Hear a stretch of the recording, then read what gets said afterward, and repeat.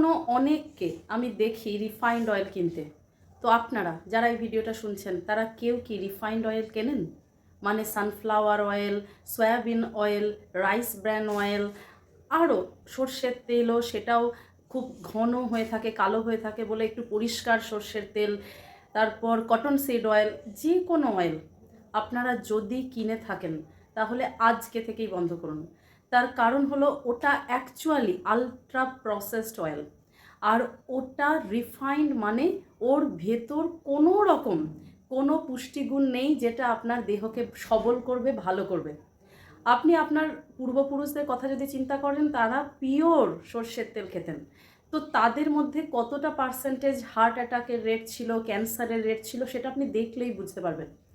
আর এখনকার দিনে যে সমস্ত খাবার আপনি রাস্তায় খাচ্ছেন, সেটা হতে পারে যে কোনো ধরনের স্যান্ডউইচ বা ভাজাভুজি, মানে একটা পকোড়া, সিম্পল পকোড়া যদি আপনি খান, তার থেকে এগরোল, মোগলাই তো ছেড়েই দিলাম, সবই রিফাইন্ড অয়েলে করা। তো আজকে থেকে সেটা স্টপ করুন, নিজের রান্নাঘর সার্চ করুন, দেখুন সেটাতে রিফাইন্ড অয়েল আছে কি না।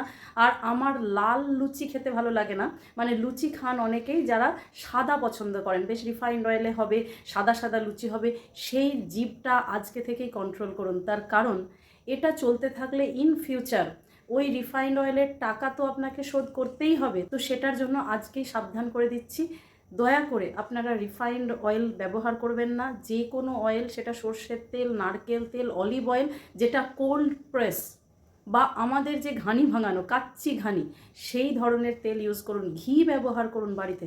ভালো থাকুন, সুস্থ থাকুন, আর শেয়ার করুন ভিডিওটা। তার কারণ হচ্ছে চোখের সামনে দেখছি যে রিফাইন্ড অয়েল কিনছেন এবং নিজের স্বাস্থ্যকে খারাপ করছেন, তো সেইটা একটু আটকান। Thank you.